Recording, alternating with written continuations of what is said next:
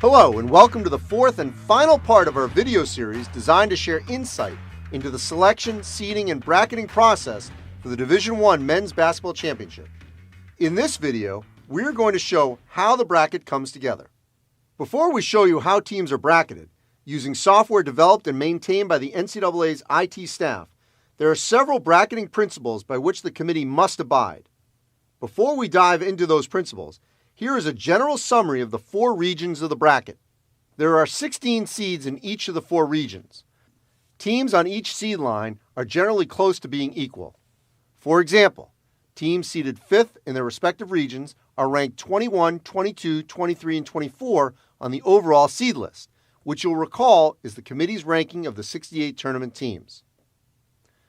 There are 4 groups within each region, which are grouped together to form pairings for first and second round matchups. One group is seeds 1, 8, 9, and 16. In the first round, the 1 seed plays the 16, and the 8 seed plays the 9. The winners of those games play in the second round. The other 3 groups work the same. They include seeds 4 versus 13, and 5 versus 12, 2 versus 15, and 7 versus 10, and 3 versus 14, and 6 versus 11. Each of these groups is assigned to the same first and second round site. Note, it is possible for a first and second round site to have 2 groups on the same seed lines, though they feed into different regions. Here are some of the important bracketing principles. Each of the first 4 teams selected from a conference shall be placed in different regions if they are seated on the first 4 lines, unless 5 or more teams from a conference are on the first 4 lines. In this scenario, this principle may be relaxed. Teams from the same conference shall not meet prior to the regional final if they played each other 3 or more times during the regular season and conference tournament. This principle can be relaxed if a league has 9 or more teams in the tournament. Teams from the same conference shall not meet prior to the regional semifinals if they played each other twice during the regular season and conference tournament. This principle can be relaxed if a league has 9 or more teams in the tournament. Teams from the same conference may play each other as early as the second round if they played no more than once during the regular season and conference tournament. This principle can be relaxed if a league has 9 or more teams in the tournament.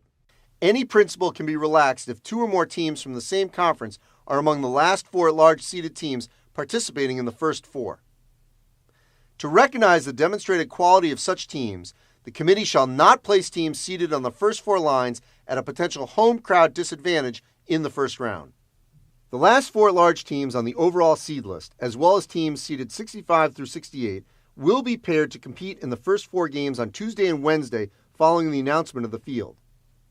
If allowed, the last at-large team on the seed list will be paired with the second to last at-large team on the seed list.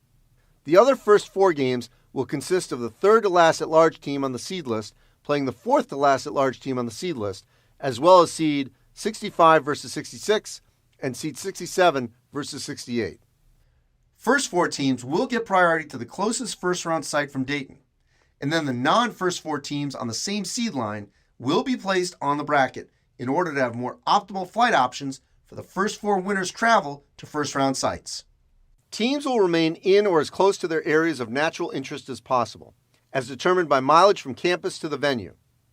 A team moved out of its natural area will be placed in the next closest region to the extent possible.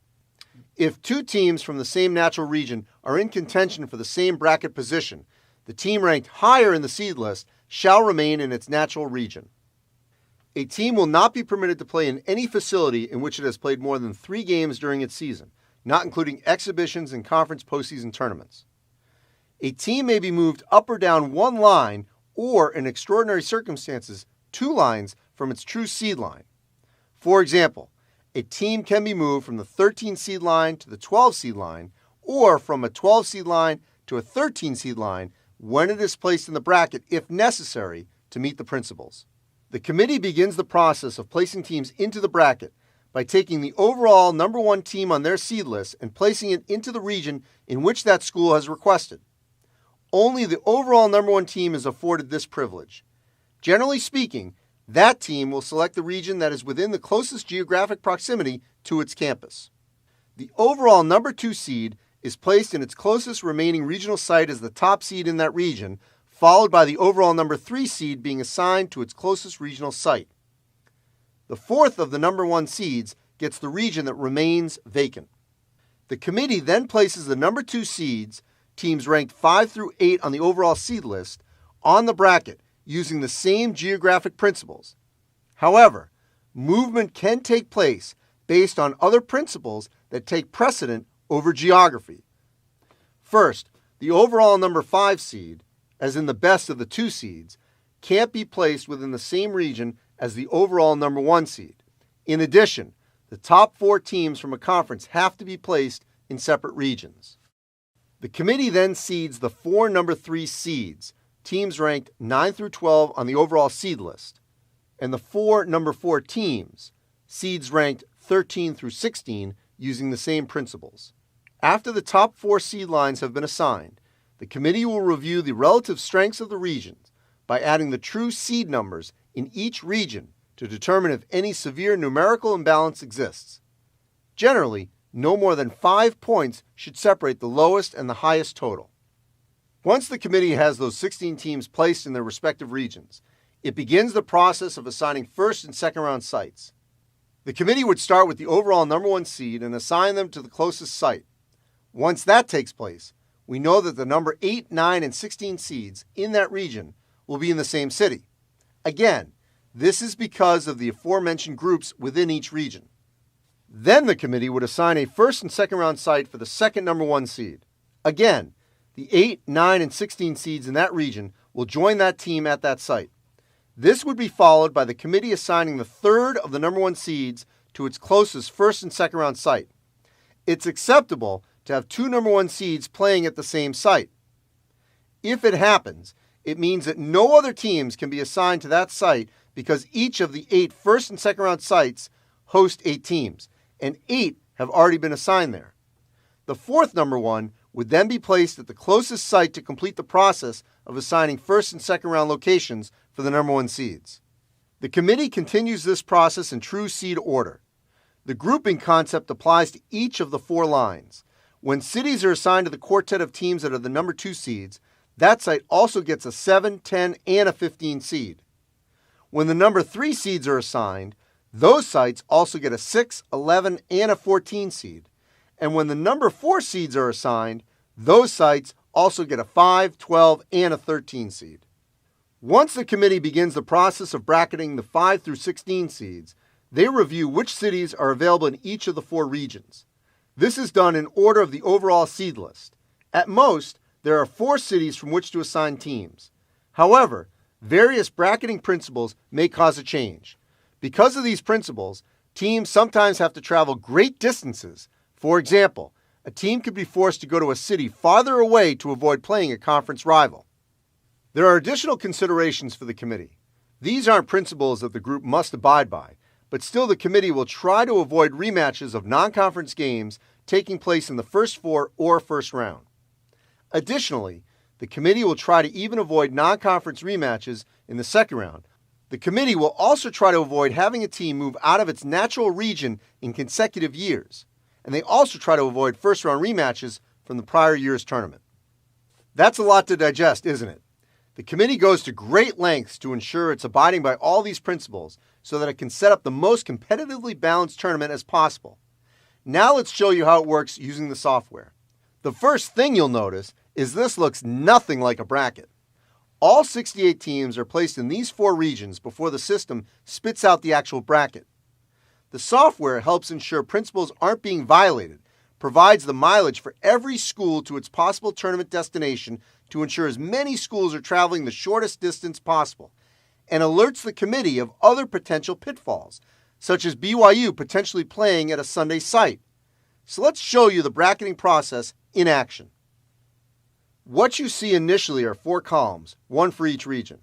The 2 Thursday-Saturday regions, the West in Los Angeles and the South in Louisville in this example, are on the left.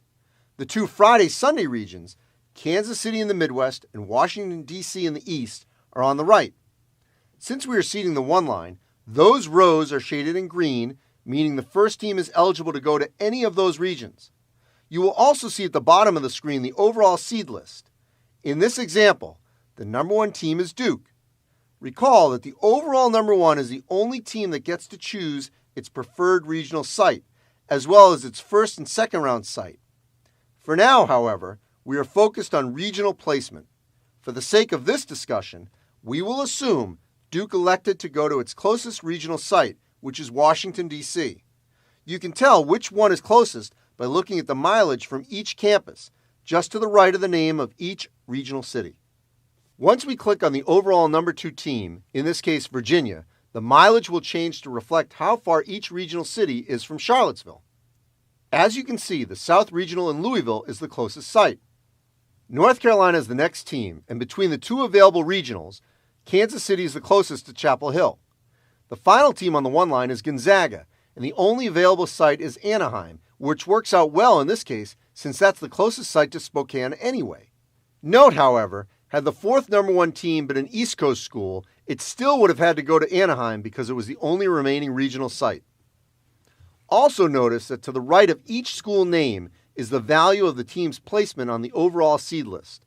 For example, you will see a 4 next to Gonzaga because the Zags are 4th on the committee's ranking of the 68 teams.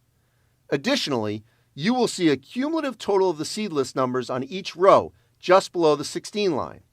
This is used exclusively for the first 4 lines. The committee's goal is to make sure that the difference between these totals after 4 lines is not greater than 5. The process of bracketing the number 2 seeds begins by looking at Tennessee. Since the Volunteers are the first SEC school to be bracketed, and since the overall number 1 seed is not in the closest regional to Knoxville, they can go to their closest regional. That site is Louisville.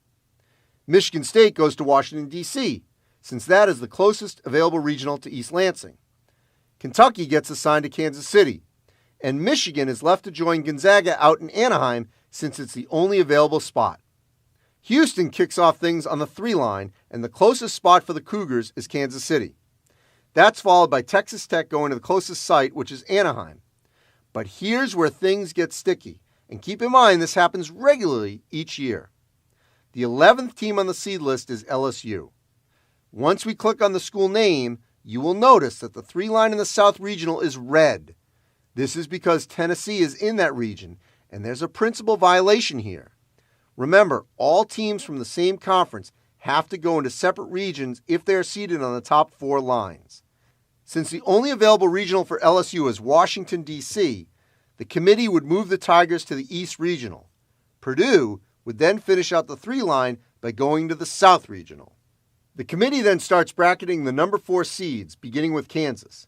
Again, you will notice the red in the West because of fellow Big 12 school already being in that region. It isn't the closest site anyway, so the Jayhawks go to their closest site, which is Kansas City. On the next spot, however, Florida State is blocked by Virginia in the South, which is the Seminoles' closest regional. In fact, the second closest regional is also blocked by an ACC team as Duke is in the East. Therefore, Florida State has to go to the West. Kansas State can go to its closest regional in Louisville, and Virginia Tech is eligible to go to the East because the Hokies are the 5th ACC team, so they don't have to be separated from being in the same regional with Duke. At this point, now that the committee is through 4 lines, they will check the regional balance. You will see the highest total is 36, and the lowest is 32. This is optimal balance, so in this case, the committee does not need to make any adjustments. The next step is to go back to the top of the seed list and assign the first and second round sites. A box with all of those sites, the mileage from each campus, and whether they are a Thursday, Saturday, or Friday, Sunday site pops up. Once we click on Duke, the closest of those opening weekend sites is shown. In this case, it's Columbia, South Carolina. Watch when Duke gets assigned there. The 8, 9, and 16 lines in that regional automatically populate. The next team is Virginia. And once again, Columbia is the closest site. And again, the 8, 9, and 16 lines in the South Regional populate. This also means that Columbia is full. You will see that 8 teams have been assigned there, and so there isn't room for any other teams to be sent there. This includes the very next team, which is North Carolina. The Tar Heels have to go to the next closest first and second round site, which is Columbus, Ohio. Gonzaga then gets assigned to its closest site, which is Salt Lake City. The committee then assigns first weekend sites for the 2 seeds, starting with Tennessee. The Vols have to go to their second closest site, which is Columbus.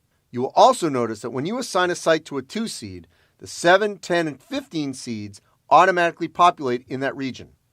That's because Tennessee will play the 15 seed, with the winner playing the 7 versus 10 game winner in the second round, also in Columbus. From there, Michigan State goes to its closest available site, which is Des Moines. Kentucky is next, and the Wildcats are relatively equal distance to a few cities. The committee could exercise some flexibility and assign Kentucky to Jacksonville. With the mileage so close, the committee would look at time zones and the natural geographic footprint. Michigan would then go to Des Moines. As the committee begins making assignments for the 3-line, they will assign Houston to Tulsa. This means the 6, 11, and 14 seeds in that region also go to Tulsa. The same goes for Texas Tech, which also has Tulsa as its closest available first and second round site. LSU's closest available site is Jacksonville, and Purdue's closest one is Hartford. On the 4-line, the only available sites are Salt Lake, Hartford, and San Jose. Kansas's closest site is Salt Lake. Florida State's closest site is Hartford, and that leaves both Kansas State and Virginia Tech to go to San Jose.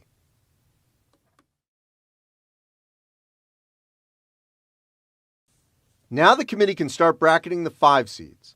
The first team is Marquette, and the committee's charge is to send them to the closest of the first and second round sites available on the 5-line.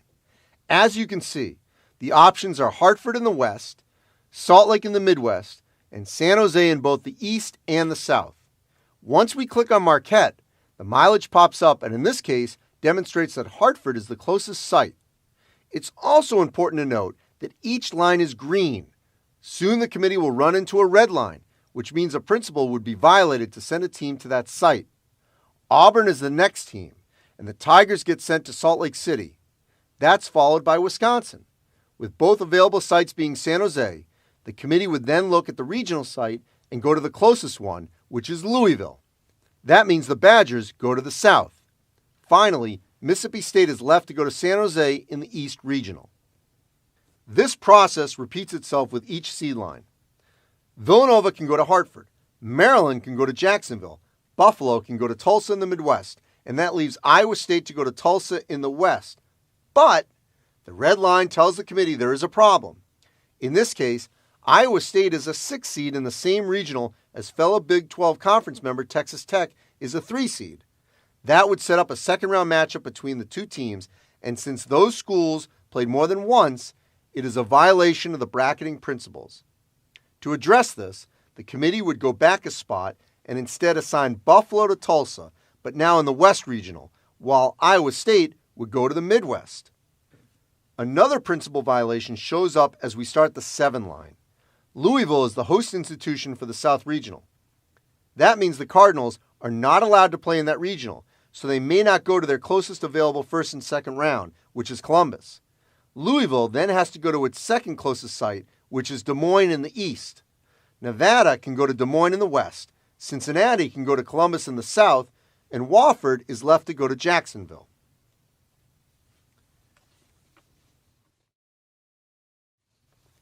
VCU's closest spot is Columbia in the east, while Syracuse is eligible to go to Columbus in the Midwest. Ole Miss went to Columbia in the south, and Utah State was sent to Salt Lake City.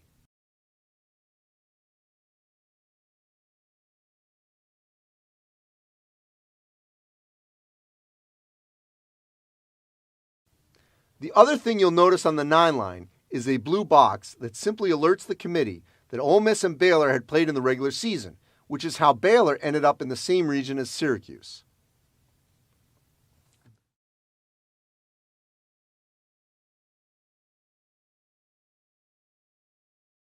On the 10-line, Iowa is blocked from playing in Des Moines because of potential second-round matchups with Big Ten rivals Michigan and Michigan State. That left the Hawkeyes to go to Columbus. Seton Hall went to Jacksonville, Minnesota went to Des Moines, and Florida went to Des Moines in the West. For the 11-line, Ohio State was sent to Tulsa. At this point, we're in what's known as first 4 territory, meaning the committee has to seed the last 4 at-large teams on its seed list. In this case, Belmont and Temple are at 42 and 43 on the seed list. Teams 44 and 46, St. Mary's and Murray State, are AQ teams, so they are not in the first four. The last two at-large teams are Arizona State at 45 and St. John's at 47. The committee paired up Belmont and Temple and assigned them to Jacksonville, which was a Thursday-Saturday site. This means that the Belmont-Temple first four game would be played on Tuesday.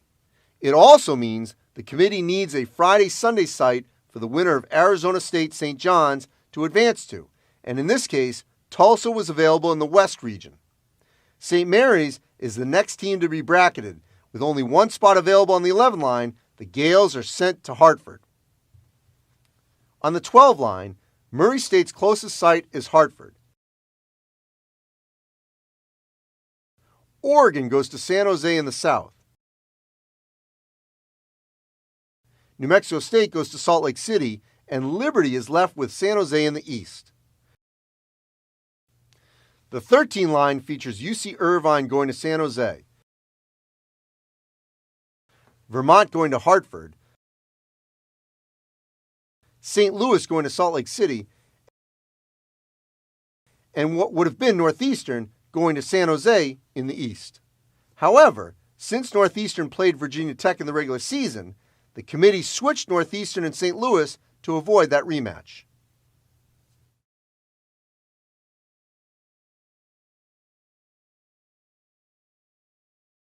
Another principle comes up as the committee seeds the 14 line. Yale's closest site is Hartford, but the committee will not put a team that has earned a top 4 seed at a potential home crowd disadvantage in the first round. So the decision was made to move Yale to Jacksonville. Old Dominion went to Hartford instead, followed by Georgia State going to Tulsa in the Midwest and Northern Kentucky going to the West Regional. On the 15 line, Montana was left in the West Regional, despite playing Michigan in a recent tournament, which is an additional consideration the committee could have factored in while bracketing this field. Colgate went to Columbus, Bradley went to Des Moines, and Abilene Christian went to Jacksonville. As the committee approaches the 16 seeds, they must keep in mind that 4 of these 6 teams must go to Dayton for the first 4. Specifically, it's the last 4 teams on the seed list, teams 65 through 68. They also know they need one pairing to go to a Thursday-Saturday first-round site, while the other must go to a Friday-Sunday site. To maximize those options, the committee will work backwards, and so in this case, the North Carolina Central North Dakota State winner was assigned to Columbia.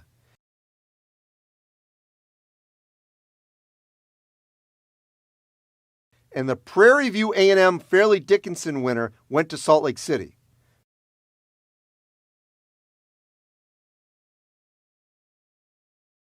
That left Gardner-Webb to go to Columbia and Iona to go to Columbus. It's worth mentioning that all of this work is to construct a single bracket. Depending on the schedule of games being played and a handful of conference championship games on Selection Sunday, the committee will need contingency brackets based on those results. It could mean an at-large team loses a tournament spot because a bid is stolen on Selection Sunday. It could mean a team moves up or down on the seed list, and any change in the sequence of teams could mean changes to the bracket. One year, the committee had 12 such contingent brackets. We hope you enjoyed this video series and gained some insight into the selection, seeding, and bracketing process for the Division I Men's Basketball Championship. Now that we have gone through the committee resources and covered the selecting, seeding, and bracketing process, we would love to get your feedback. Please email Joanne Scott at jlscott@ncaa.org with any comments or questions you might have.